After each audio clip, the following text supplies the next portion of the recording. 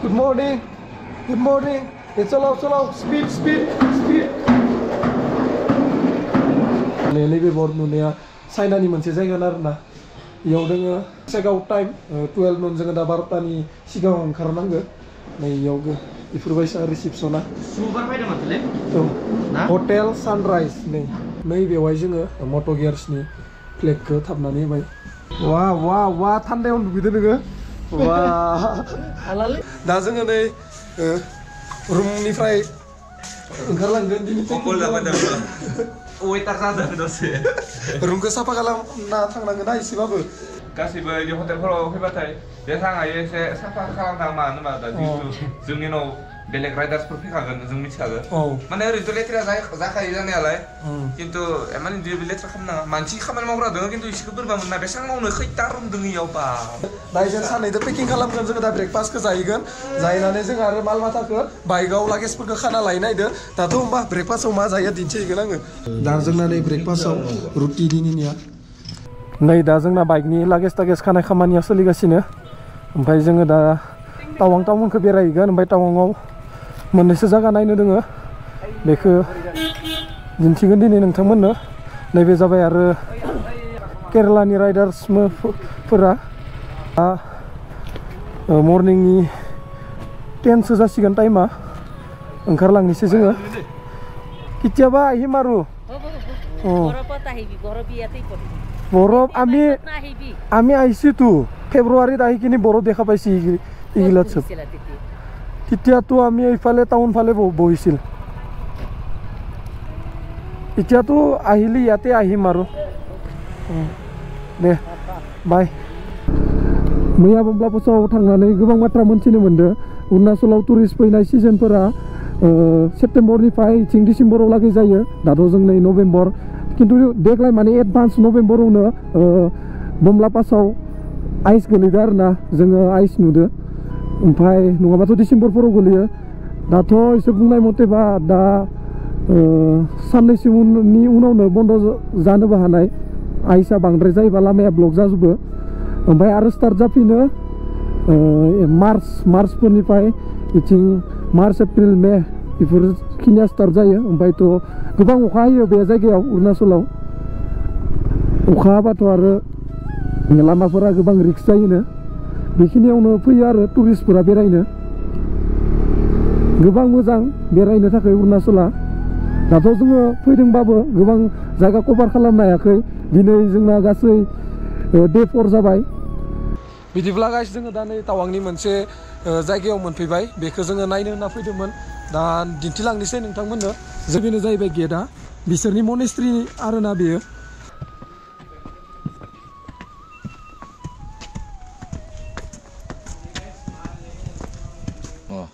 अहिले हामी टावाङकी मोनेस्ट्रीमा छौँ अहिले यतिसम्म आएको भने अहिले चाहिँ 20मा छौँ हामी भित्र गएको छैन तर पुरा थकान भयो कि तर जग्गा चाहिँ राम्रो छ तपाईहरु पनि आउनु आएर हेरेर जानु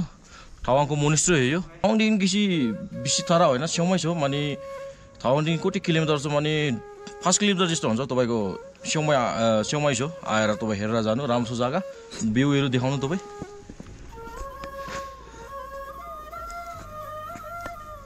मजा उनसरा ब्रो नेपाली रोंगो बोरै रोङा नोङो दे बुंलाय माने जोंना गिलिफु बर्डार खाथि जायो नालाय नङा ओमफ्राय माने बिसिबांनाखि फ्रेन्ड दं आरोना माने आंनि लिसुंनाखि फ्रेन्ड गासिबो नेपालि दंजोबो बांसिन ओमफ्राय जोङो मिलायनानै थायो आरोना बिटिआरावनो जोंनि माबायाव बिटिआराव बहुत माबा दं आरो जाति दङ नाथाय जों बहुत मिलायनानै थायो इदि रोंनांगौ रोंनांगौ माने गुबुन हारिनि जातिफोरनि लेंगुवेजफोर रोंनाया नोंनि थाखाय मोजांसो मानोना नों साथे जेनेबा राइड खालामनो थाङोबा बेलेग जायगायाव ट्रेभेलिं खालामनो थाङोबा माने बहुत गोरलै जायो आरोना माने मोनसे वार्डस नों रोंजोबबा गोरलै जायो नोंनि थाखाय आरो बांसिनानो नै दा अरुणाचलावबो नाय नेपालिबो दं 100आव 50% नेपालिबो दं अरुणाचलाव बे खोथाखौ आं मोजां मोनथियामोन नाथाय आं दा नुनानै मिथिबाय आरोना नाथाय रायलायबोदों बहुत मोजां नांदों रायलायनानै बहुत मोजां रेसपेक्ट बिजनेसनि थाखायबो थाफैनाय दोङो गोबां आसामनि बहुत मोजां रेसपेक्टबो होदों जोंखौ लेंगुवेजफ्रा रोंनाया मोजां दा नै इफोरबायसा भिउआ बेनि गोबां गोजाम मनेस्ट्रि बेयो मिउजियामबो दङ बेयाव ओमफ्राय भिउ पइन्ट दङमोन बे नै आगोलाव बेयाव जोङो दा गाखोनानै टावांनि भिउखौ नोंथांमोननो मोजाङै दिन्थिहरगोन नै गाइस भिउआ नैबे मनेस्ट्रिनिफ्राय बेनो जाबाय एसियानि सेकेन्ड लार्जेस्ट मनेस्ट्रि ओहो सब बेफोर सब टावां सिटि नै जों गाहायाव न' दंजोबो माने बेयाव गोबां टुरिस्टफोर फैयो आरोना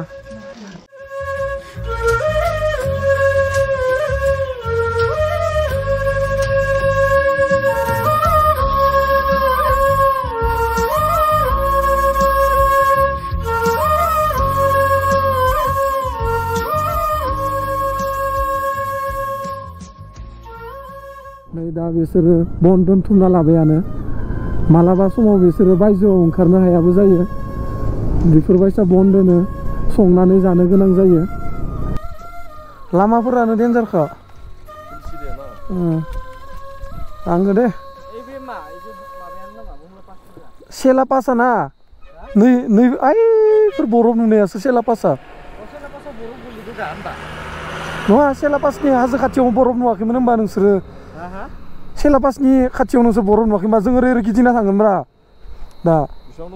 नाय ओइ नै साथि नांगोन लामायाना ओरै गाहाय जाना ओरै मानखोबावगोनसो मानखोबावगोन ओइ ओरै ओंखारहैगोन जों दा बेवहाय दसे लाखिदोंमोन एसे रायलायदोंमोन दा आवगायलायनोसै सोलो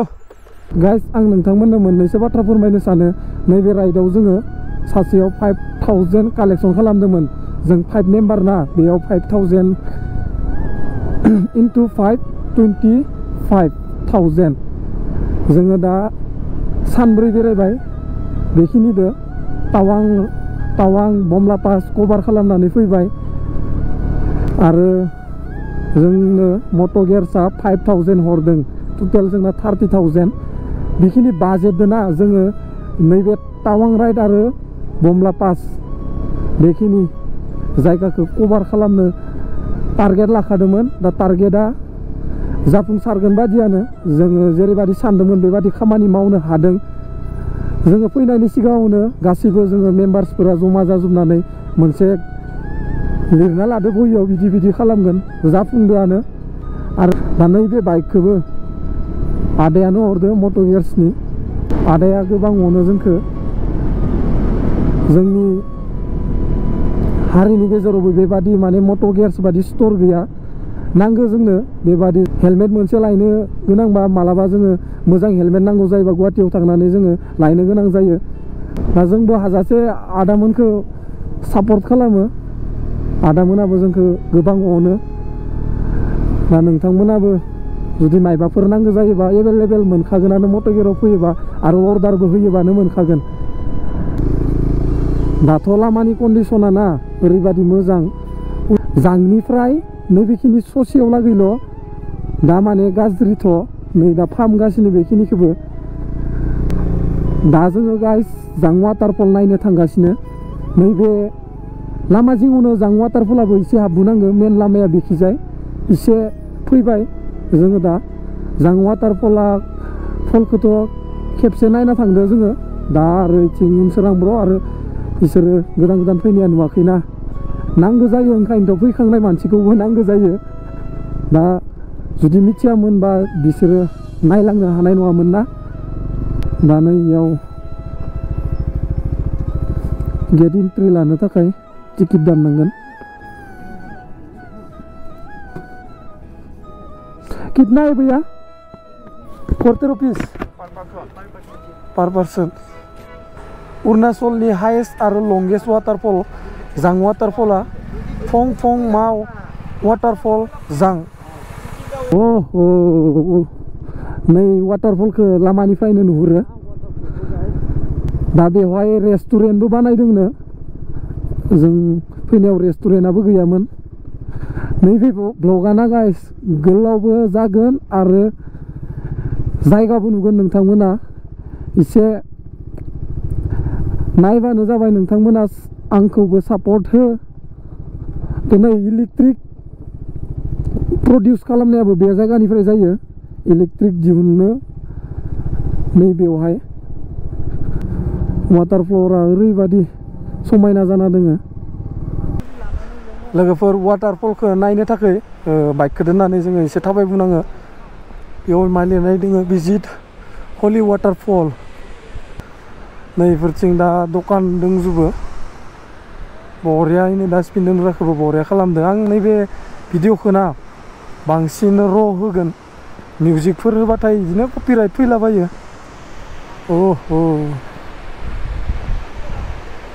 नै बेयाव जनानै साय कफि लोंनानै वाटारफलनि मजाखौ ला नायदावनो गोनां जालायो वाटारफलखौ ओरैबादि गोजौनिफ्राय गोलैबोयो बेयाव कयला फिल्मनि गाना माने बेयाव जादोंमोन बै गोजौआव माने शाहरुख खाना मोसानायदो दंमोन बेनो वाटारफला आरो नै बेथिं रेमब' जागासिनो रेमब' ओ माय गड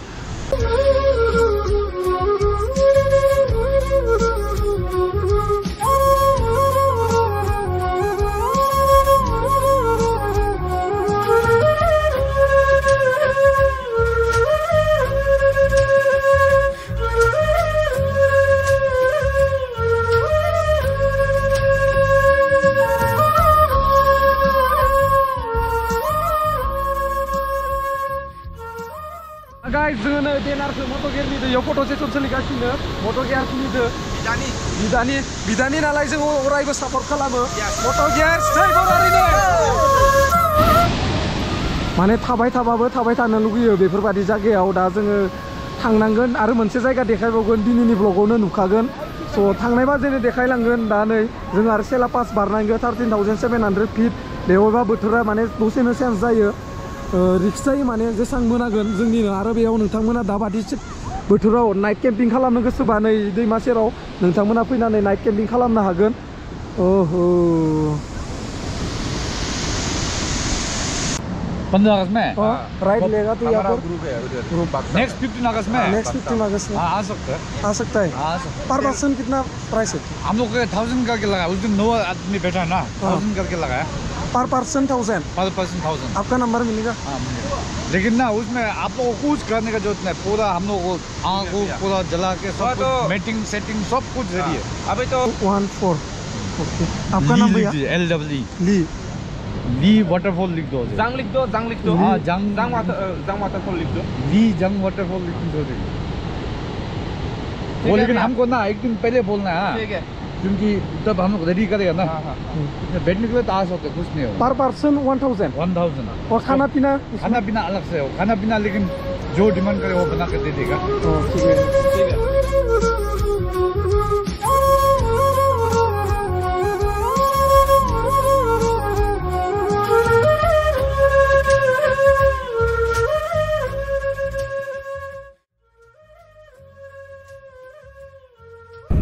दा नै जों मोनफैबाय जसवंत सिंह रावतनि वाल मेम'रियेल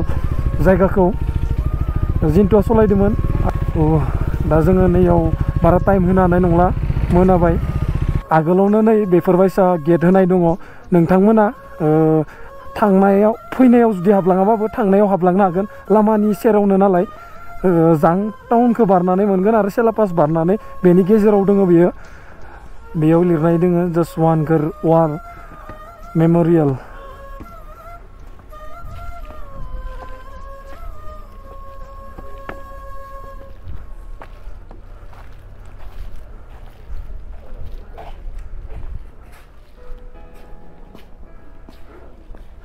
बेवहाय माने जसवंत सिंह रावतनि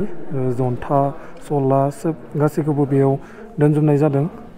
नोंथांमोना बेवहाय नुनो मोनगोन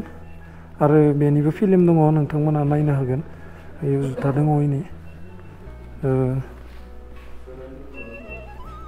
आरो नैबे मुसुखाया गल्डेन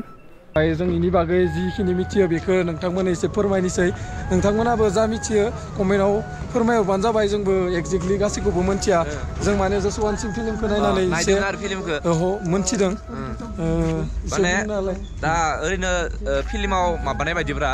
दा नैबे सारा माने गोबां खस्थ'जों साख्रि लादोंमोन आरोना बेनिफ्राय साख्रि लानानै बारा गोबाव जायाखैमोन पस्टिंखौ इयाव हरदोंमोन ना सेलायाव पस्टिंखौ फार्स्टआव हरदो आसामाव ओमफ्राय डाइरेक्टलि सेलायाव पस्टिं जादो ओमफ्राय आरो बिथाङा 300सो चाइनानि आर्मिफोरखौ गावख्लायनो हादोंमोन ओमफ्राय बिथाङा सानथाम गावलायदोंमोन 72 आवार्स स' बेनो बेखिनियानो आं जिखिनि मिथिगौ नोंथांमोननो फोरमायबाय आरो मायबाफोर गोरोन्थि जायोबा नोंथांमोना निमाहा होबानो जाबाय बेनो बेयाव मुसुखा बानायना दोननाय जादों गोबां दावहा नांदो बेयो जोंनि हादरनि थाखाय दा आङो सलायफिनलायनोसै बाइकखौ थान्दाया बारा जाबाय माने मोनाबायना दाथ' जसवन्त सिंनि बागै बुंनो थाङोब्ला गोबां स्ट'रि दङ दा आङो जिखिनि मिथियो बुंबाय दाबो माने बिथांखौ गोबां नेयो सैनिकफोरा ओमफ्राय गोबां मानियो ओमफ्रायथ' बिखौ दाबो साफा सुफा खालामो देबो दङ माने बिनो ओंखाम होनाय माबा होनाय बिदिनो आरो टाइमबो दङ माबा माबि खालामनाया बिथाङा गोबां मेडेलबो मोनदोंमोन थैखांनायनि उनावबाबो स' दा जोङो थांबाय आनिसै let's go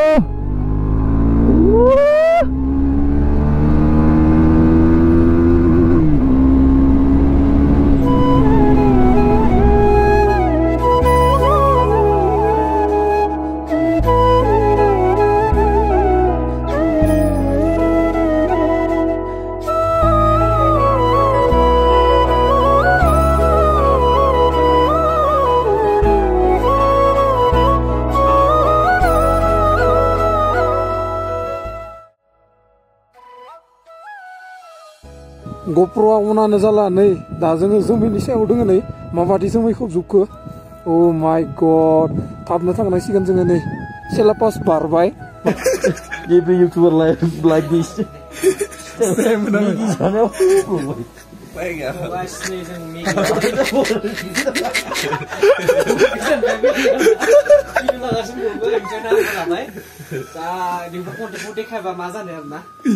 Nggak, iperse real adventure isu. Nggak nih, kenapa? Mak kosong deh. मा खस्थ' मोनो रियेल एडभेन्सार इफोरसो दा जोंबोथ' मानसिफोरा हराव मिथियाना जों केटक स्ट्रागल खालामना मोनफैदो दा एसे आरो सेलापासाव ओरैबायदि खुया खुजुबदोंना जोंनि हालोदा एसे टाइट जालायदों आरो ना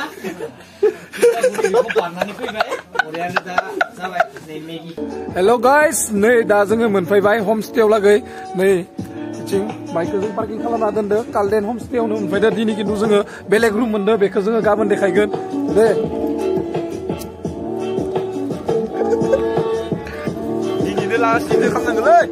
गाबोन न' हांसै ओमफ्राय सिक्किम थांखानोसै डाइरेक्ट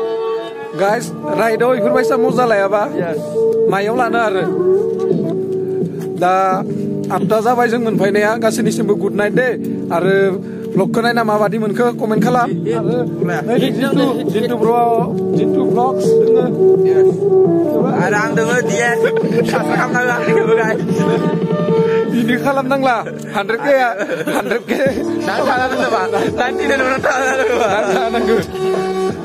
जायखिजाया जोंनि राइडआ बहुत मोजाङै थांबाय आरोना खस्सा एबा माने এনেকুৱা टाइमफोरखौ এনেকুৱা मेइनटेनेन्स खालामदोना बाजेटआ बारा थाङाखै बाजेटखौ उनाव खोन्थागोन दा जायखिजाया जोङो लागेजफोरखौ दिहुनजोबनोसै माने जों दा पुरा माने कनफिडेन्सआव होनो हासिगोन नोंथांमोना इसेसे बाजेटआव नोंथांमोना राइडखौ खालामनो हागोन होनना कनफिडेन्स होनो हासिगोन मानो होनबा जोङो लाबाय इ कनफिडेन्सखौ दैदेनना खोन्थागोन बेखौ येस दा जोंबो उन्दुनोसै मेंनायाथ' मेंबाय दे होमबा गाइस नेक्स्ट ब्लगाव लोगो मोनगोन होमबा आरो शेयार खालामना हो आरो कमेन्टबो खालामबानो जाबाय दे बाय बाय